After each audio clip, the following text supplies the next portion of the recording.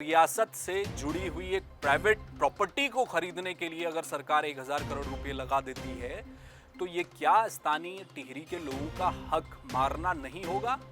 मुख्यमंत्री से कह रहे हैं कि मुख्यमंत्री जी 1 लाख करोड़ से ज्यादा का बजट अभी अभी आपने पारित किया है, इसलिए उस टिहरी हाउस को भी आप खरीद लीजिए। जिस डैम के लिए टिहरी के लोगों ने सब कुछ गंवा दिया अपना, क्या उसके बाद उनको वो विकास मिल पाया? 1000 करोड़ रुपए टिहरी रियासत के नाम पर सरकार दिल्ली में खर्च कर सकती है, तो क्या 1000 करोड़ रुपए पर पहला हक टिहरी के लोगों का नहीं होना चाहिए?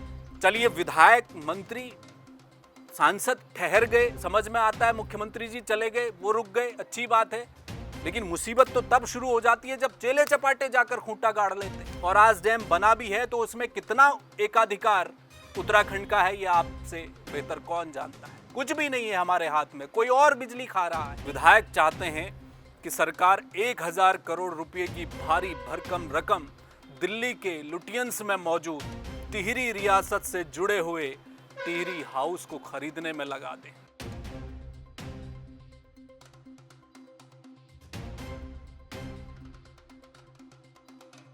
नमस्कार, जय भारत टीवी देख रहे हैं आप, मैं हूं हेम भट्ट। दिल्ली के लुटियंस में मौजूद बंगले को छोड़िए विधायक जी, अगर 1000 करोड़ रुपए आपके पास हैं, सरकार आपको देती है, तो उस 1000 करोड़ को आप टिहरी के लोगों के लिए मांगिए, वहां के विकास के लिए मांगिए। क्योंकि टिहरी डैम के विस्थापित आज भी परेशान, जो प्रभावित गांव वाले हैं वो आज भी परेशान, जंगली जानवरों से लोग परेशान, स्कूल कॉलेजों की स्थिति क्या है किसी से छुपी नहीं, और एक अदद मेडिकल कॉलेज चाहिए था वो भी नहीं मिला, रोज़गार के क्या हालात हैं। कुल मिलाकर बुनियादी सुविधाओं का घोर अभाव टिहरी में देखने को मिला है।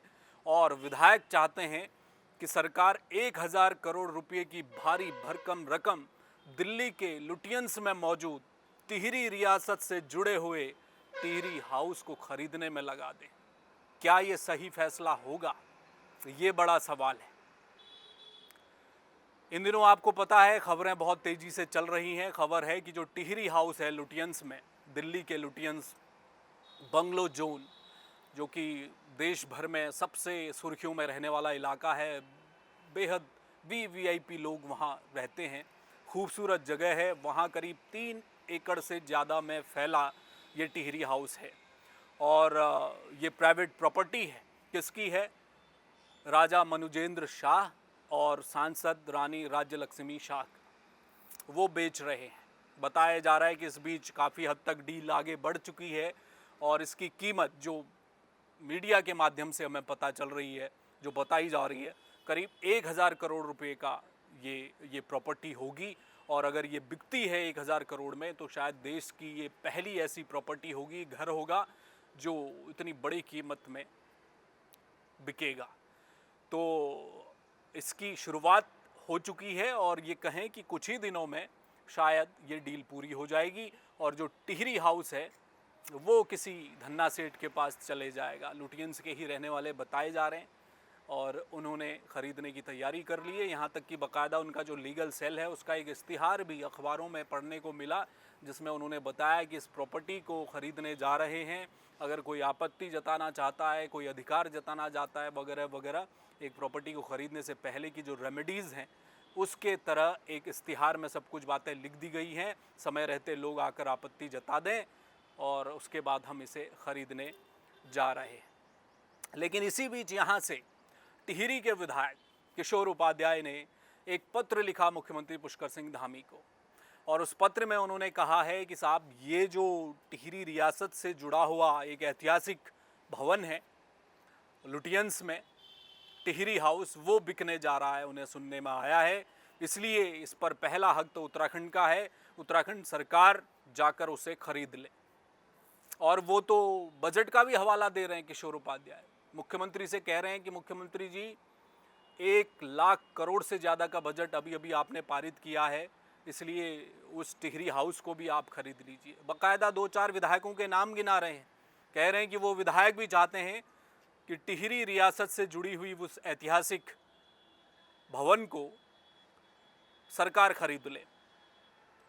और ये पत्र उन्होंने मुख्यमंत्री के नाम लिखा है। अब यहाँ से सवाल खड़े हो रहे हैं, क्या टिहरी रियासत से जुड़े हुए एक घर को खरीदने में, जो कि दिल्ली के लुटियंस में मौजूद है, हालांकि हाई प्रोफाइल जगह है, महंगी जगह है देश की, वहाँ पर मौजूद टिहरी हाउस को खरीदने में 1000 करोड़ रुपए राज्य सरकार लगाएगी?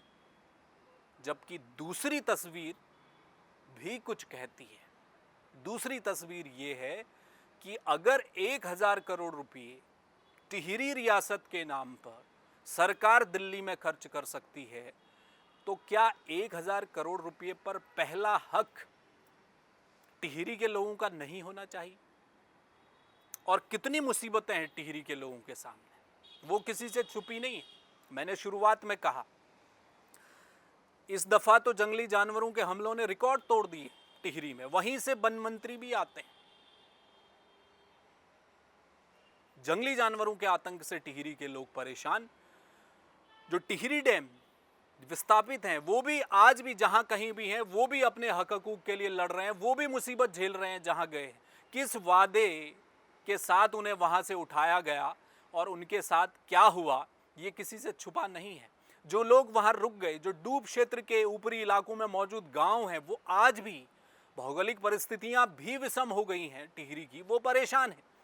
ये भी कहा गया एक दौर में कि अगर जिन गांवों को हम यहां से हटा रहे हैं, वो तो जा रहे हैं दूसरी जगह विस्थापित करेंगे, नया शहर बना देंगे, वो तमाम वादे अपनी जगह, लेकिन जिन गांवों से छोटी छोटी जलधाराएं डैम में जाएंगी, उन गांवों को बिजली देंगे, रियायती दर पर देंगे। वो रियायती दर तो छोड़िए, बिजली तक नहीं मिल पा रही, वो एक अलग समस्या है टिहरी के लोगों के लिए।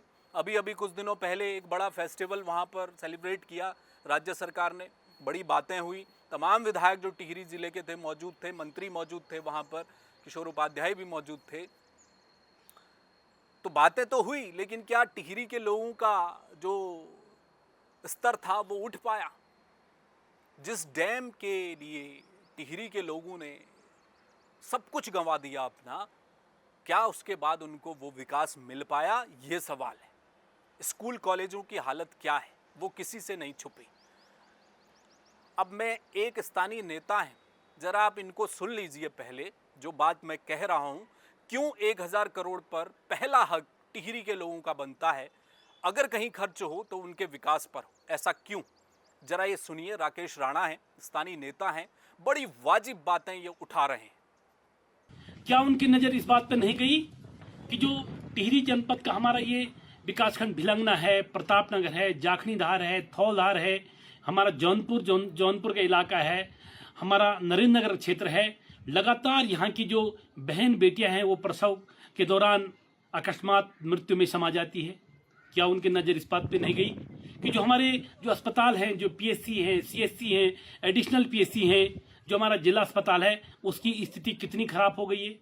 और दूसरी तरफ सरकार के ही लोग, माननीय विधायक टिहरी किशोर उपाध्याय जी लगातार टिहरी की महान जनता को गुमराह कर रहे हैं। कभी कहते हैं कि मेडिकल कॉलेज की घोषणा हो गई है, कभी कहते हैं कि 100 बेड के अस्पताल की घोषणा हो गई है। हमने कांग्रेस पार्टी के बैनर तले कांग्रेस पार्टी के लोगों ने इस बात का उनसे जवाब भी चाहा, प्रेस भी हमने की। हमने उनसे पूछना चाहा कि आखिर कहाँ है वो प्रेस, आपका जो मेडिकल कॉलेज है। आज फिर उसी कागज के पोतरे को लेकर, लंबी चौड़ी मांगों को लेकर, फिर जब चुनाव नजदीक है, फिर वो मुख्यमंत्री के पास गए कि मेरी ये सब मांगे पूरी कर दो। कहने का मतलब है, तब चाहे यहाँ के विधायक हों, यहाँ के मंत्री हों, यहाँ के प्रदेश के मुख्यमंत्री हों, ये टिहरी की जनता को, प्रदेश की जनता को गुमराह कर रहे हैं। जी हाँ, तो इसमें कोई दो राय नहीं कि टिहरी के लोगों के सामने समस्याओं का अंबार लगा हुआ है। और अगर टिहरी रियासत से जुड़ा हुआ कोई भवन है जिसमें टिहरी का नाम है, दिल्ली में वो नाम जिंदा रहे, अगर वो ज़्यादा प्रमुखता में इस वक्त है सरकार की या विधायक की नज़र में, तो ये पक्ष भी सरकार को देखना पड़ेगा कि टिहरी के अपने लोग क्या कर रहे हैं, उनके हालात क्या हैं, वो कैसी ज़िंदगी जी रहे हैं, ये देखना भी बहुत ज़रूरी है। क्योंकि टिहरी रियासत की जब बात आएगी तो वो ज़मीन तो वही है ना, जिन यादों को, जिस इतिहास को संरक्षित करने की बात चल रही है, हकीकत तो ये है, जिस ज़मीन से वो रियासत चली, जहां शहर बनाया गया, वो शहर ही एक विशाल जलाशय के गर्भ में दफन हो गया। यही हुआ, टिहरी तो डूब गई। अगर रियासत इतिहास को इतने दिल के करीब रखना था तो शायद वो डैम बनता ही नहीं। कितना विरोध हुआ उस डैम के लिए, और आज डैम बना भी है तो उसमें कितना एकाधिकार उत्तराखंड का है ये आपसे बेहतर कौन जानता है। कुछ भी नहीं है हमारे हाथ में, कोई और बिजली खा रहा है। और जब तक वो हमारे हाथ में आएगा तब वैज्ञानिक कहते हैं कि साहब उस टिहरी डैम के अंदर नीचे इतनी सिल्ट भर जाएगी कि हम क्या, किस स्थिति में वो डैम रहेगा तब तक। ये भी एक सवाल है ना। अभी हमारे हाथ में कुछ नहीं है, कब आएगा, जब आएगा तब आएगा। तो मिला क्या था, तो टिहरी डूब गई। वो शासन जिस भूमि से चला वो वहीं दफन हो गया। इसमें कोई दो राय नहीं। टिहरी रियासत का इतिहास बेहद गरिमामय है, इसमें कोई दो राय नहीं। हम पढ़ते हैं ना इतिहास की किताबों में, कैसे मिटा लेंगे आप हमारे मन मस्तिष्क से किसी रियासत का इतिहास। वो रियासत जो ना मुगलों की गुलाम रही कभी, ना अंग्रेजों की गुलाम रही। कितने बड़े बड़े महान राजा टिहरी रियासत ने दिए। राजमाताएं, राजमाता गुलेरिया, राजमाता कमलेंदुमती शाह, देवियों की तरह पूजी गई वो, इसलिए क्योंकि उनके कर्म बहुत बड़े थे। तो टिहरी रियासत का जो इतिहास है वो बहुत ऐतिहासिक है, गरिमामय है, वो भूला नहीं जा सकता। लेकिन बड़ा सवाल ये है कि उस रियासत से जुड़ी हुई एक प्राइवेट प्रॉपर्टी को खरीदने के लिए अगर सरकार 1000 करोड़ रुपए लगा देती है तो ये क्या स्थानीय टिहरी के लोगों का हक मारना नहीं होगा? अगर टिहरी रियासत में, टिहरी में रहने वाले लोग विकसित होंगे, उनका जीवन स्तर ऊपर उठेगा तो हम उस इतिहास को बचा लेंगे, इतिहास को संरक्षित कर लेंगे। युवाओं के सामने रोजगार का सबसे बड़ा मसला है, रोजगार है नहीं। टिहरी डैम में जो पर्यटन के नाम पर जो भी कुछ सरकार ने अभी तक इंफ्रास्ट्रक्चर खड़ा किया है, आप जाकर पता कीजिए कि डायरेक्ट वहां के लोगों को इस कारोबार से कितना फायदा हो रहा है, उनकी आमदनी कितनी बड़ी। ये तो हर हमेशा सवाल में रहता है कि उनके लिए क्या हुआ, स्थानीय लोगों के लिए। तो ये बड़े सवाल है। अब मान लीजिए एक बार के लिए कि सरकार 1000 करोड़ रुपया खर्च करके इस टिहरी हाउस को खरीद ले। पहले तो खरीदे क्यों, चलिए मान लीजिए खरीद लिया। अब खरीदने के बाद क्या होगा, उस टिहरी हाउस में क्या कोई गेस्ट हाउस बन जाएगा जहां पर आकर नेता, विधायक, सांसद तमाम लोग जाकर अपना फिर एक और ठिकाना बना लेंगे? अगर खरीदना ही है तो खरीद लीजिए, म्यूजियम बना दीजिए और एक गेस्ट हाउस बना दीजिए और उत्तराखंड के लोगों के लिए खोल दीजिए। कम से कम दरों में वहां पर हर दिन दिल्ली जाने वाले लोगों की संख्या बहुत है उत्तराखंड से। वो जाएं, कहें कि ये हमारा टिहरी हाउस है उत्तराखंड का, हम जाएंगे और हमें बेहद कम दरों में हम अपनी रात गुजार के, अपना काम करके लौट के दिल्ली में वापस आ जाएंगे। या तो ये कर दे सरकार। चलिए विधायक, मंत्री, सांसद ठहर गए, समझ में आता है, मुख्यमंत्री जी चले गए, वो रुक गए, अच्छी बात है। लेकिन मुसीबत तो तब शुरू हो जाती है जब चेले चपाटे जाकर खूंटा गाड़ लेते। एक एक कमरे में कई महीनों तक पता चला एक चेला पड़ा हुआ है विधायक का, वो अपने ऐशगाह बनाए हुए। कहीं ये तो नहीं होगा खरीदने के बाद? ये भी बड़ा सवाल है। तो कुल मिलाकर कहानी ये है कि अब मुख्यमंत्री जी क्या करेंगे।